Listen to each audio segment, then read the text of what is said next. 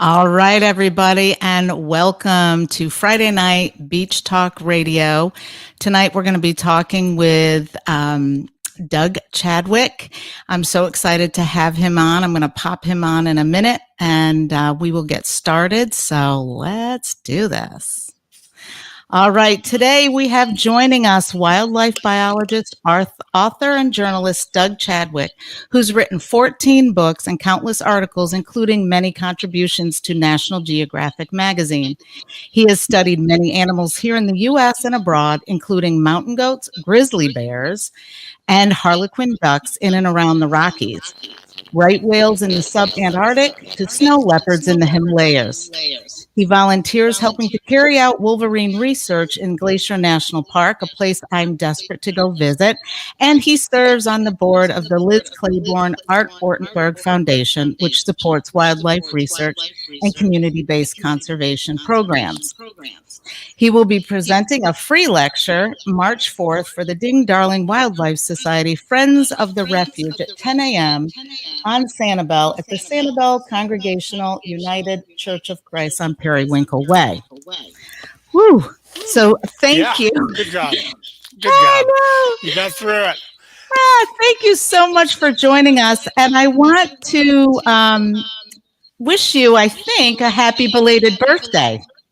Oh, how'd you find out about that? Yeah, I had a great one. I left Montana at 10 below zero 2 days ago at dark 30 in the morning. And I am now near Hilton Head in South Carolina, and I'm way too hot, but I'm having a blast. So I'm for a Montanan, this is a tropical getaway, and I had a great birthday down here. So thanks. Well, I know you were sharing with me just a minute ago that you were out actually in some nature just recently. So what did you do today? I bicycled to a lake connected to an estuary, and just a happy tourist. I'm watching gators, I'm watching herons, I'm watching I don't even know what kind of fish they were, going schools through and gulping whatever was on the surface, and lizards, and we're a little short of lizards and snakes and alligators in Montana. We got grizzly bears and wolverines, but and the bird life here is fabulous. And then I was over on the ocean side on a beach too, and kayaking in the estuary reeds. So I just feel what a full day, and a great break from I've been skiing in blizzards and stuff for the last 2 months. So this is just fine. Yes, I'm sure this is a welcome change from that, but it all sounds so wonderful. So can you tell us a little bit of how did you progress from a focus on the microscopic world to studying large animals all over the world? I was reading that a little bit about how you got started as a young boy. Can you share that story with us? Sure. I was, 7 or 8, and a pretty normal kid, going out and getting in scraps with the other guys on the block, and playing a lot of ball, and anyway, just doing what kids do. But my dad, who was a field geologist, gave me a microscope. He used it to look at rocks. I used it to look at a drop of pond water and anything else I could dig out of the house, from dust bunnies to flakes of my own skin to just bread mold, And two things became apparent. One is that the world is more alive in more ways, in more places. When we call this the living planet, boy, we're not kidding. And I didn't know what that meant before. I thought animals and plants, they're big conspicuous things you see. And then I didn't know what was in between them: dirt, air. And every place I looked was full of life. And the other thing is, I did a little bit of reading, as much as a kid can do. I didn't know quite where to look and how, but what I managed to get made me realize that, 99.99% of the creatures on this planet are invisible to the unaided eye, but the world is teeming with them. So that just that turned me into something of a geek for I'm looking at all the pond scum and pinches of dirt and stuff, but then I said, well, what's going on with the big critters? And I'd always wanted to be out in the mountains because that's what I worked with my father every summer since I was 6, from Alaska to Mexico, in remote areas. And I did see the big wild creatures that inhabited that country. I started collecting beetles. I was a terrible geologist. He'd come over and say, I've been training you for summer after summer. What is that rock? And I say, I don't know, but this beetle underneath it is called a darkling beetle. They're really cool. And anyway, I can't tell you, I just fell in love with the living world, not because I fancied myself a naturalist, but because it was endless discovery. And in my travels around the world, most of the really good field scientists I've worked with and the most interesting biologists, they may be publishing all kinds of technical papers and leaders in their field, but they're basically 11-year-old kids turning over rocks going, whoa, check this out. And that wonder doesn't stop. And then the more you discover, the more questions come up. And it just is endless discovery. It's a big treasure hunt. And it also is revealing stuff about, hey, this little thing called life and who we are and how we relate to the rest of this. So there. I don't know if that's a reasonable answer, but that's how it works for me. Well, it gives us, kind of your history and a little bit of insight to how you got to this point. And I know you've spent a lot of time in what you've done in your passion. And so how did you come to, after 14 or 13 other books, how did you come to write this book? Why did you write this book? I'm really glad you asked it, Kim, because I had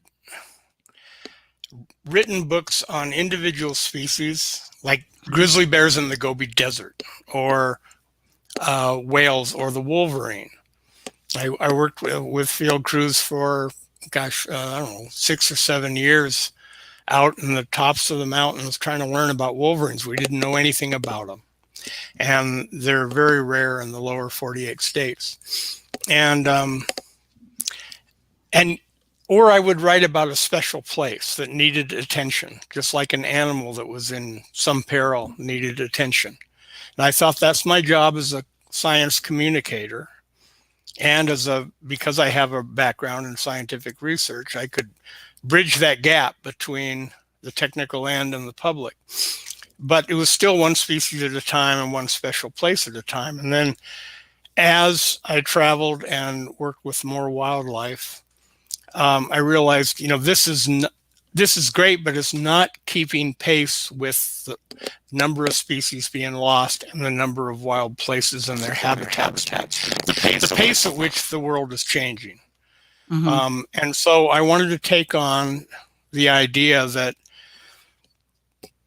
we're trying to save nature, and most everybody does, without really understanding what the natural world is like, what it's made of, what are the connections between creatures. And we define nature in a lot of different ways, but we see it in kind of fragments. And much as I was writing about it, a single species here and there and special wild places here and there.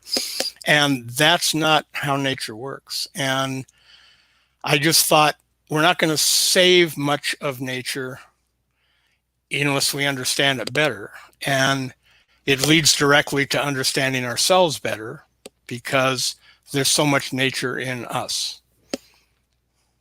Yeah. Well, how, you talked about the science and the jargon. So how do you bring all that science data and jargon and make it into an accessible, understandable way for everyday people? Well, a couple of things. I've trained as a scientist to write for other scientists, and it's pretty boring to anyone who's not in that field, or it's overwhelmingly technical. And I just thought I want to be able to explain this to the person next door, or to a friend, Mm-hmm. to a relative. So I tried to write like that, but also look, when you're writing and you do get down into the weeds of you're using names of kind of complicated chemicals, or you're talking about genetics or something. Hey, as a writer, you can always kind of stop after 2 paragraphs when the person's about to shut the book or throw it over his shoulder and turn on the TV. you just say, and there I was out in the jungle in a Congo, surrounded by superlatives, whatever. Mm-hmm. No, but you mix in real encounters in the wild and try, this sounds like bragging, because I'm not sure I do it all that, splendidly, but Well, I've read many of the reviews, and you do it very well, according to many people who are way smarter than me. So I think you're due the opportunity to brag a little bit. Well, thanks. It was mostly training, writing for National Geographic and other magazines, where you have a general audience, and your job is, you may be to communicate an idea or a concept or a set of facts, but you need to take them with you out where you learned it. And what did that smell like? And what did it feel like? And who were you with? And how did you survive, say, in, this particular environment? And I think everybody gets excited about, can envision themselves exploring with you. And so I try to mix that in with some pretty molecular biology and, pretty intimidating sounding stuff. But that's how nature works. I got to get it out there. Right. How do I do it? That was the challenge. It was the hardest book I ever wrote. It's easy to tell stories of tracking wolverines over the Continental Divide and stuff, but this is tough. Yeah, I know that I was reading something, and it was said that you were comparing the DNA of grizzlies to us, and that we share a large percentage of genes that are in common. Can you talk a little bit about that, and about maybe some of the other things we share that we have in common? Yeah, you bet. Well, let's start with the genes. I live in Montana. I've lived there for some time. We love to argue about grizzly bears and wolves and things like this. And everyone in Montana has an opinion about grizzly bears, whether they've ever seen one or not. And we've got centuries of myths and stories about what is a bear, and what are they really like? How dangerous are they? I mean, they go from the extreme of these guys are horror shows to, they're the most cuddly big bear buddies you ever had.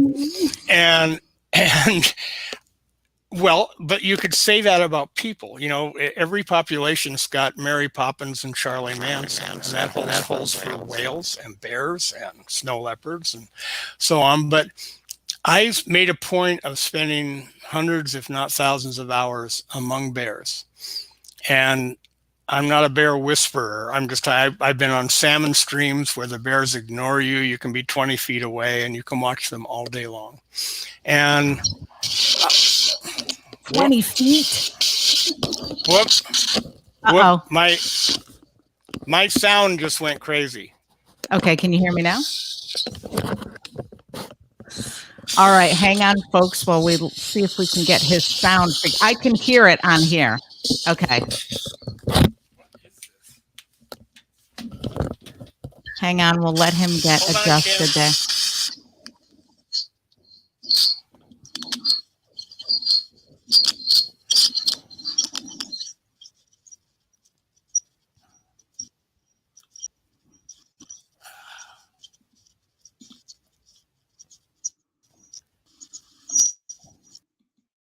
I'm going to pop him out for a minute and see if he can.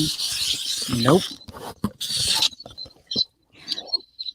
How are you doing?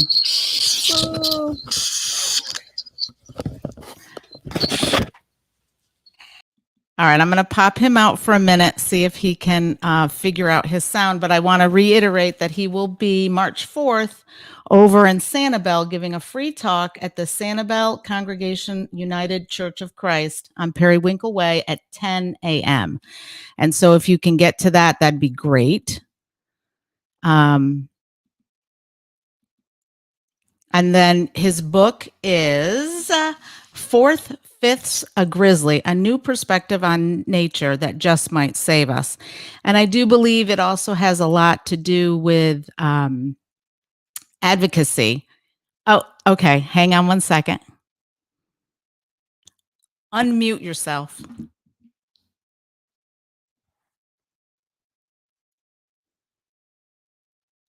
Sorry, folks. This is, this is what happens. Okay. When you're going live. And we will see if we can get Doug back on. Like I said, I think the book is about advocacy, and it's also about stories that he has collected over the years with all his research and what he's done. I was hoping to be able to talk to him about the Wolverines and everything. And so what we'll do is we're going to sign off, and we will try and get him back on in a moment and see if we can. You're muted. Let's see if we can get him unmuted.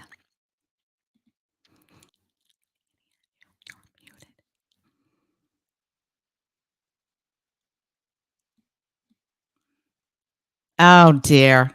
This is a shame. Well, we will give it a shot in just another minute, see if we can get this figured out. Let's see.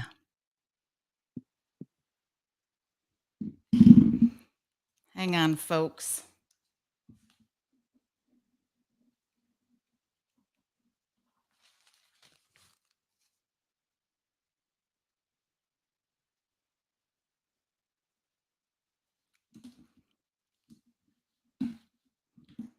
Nope.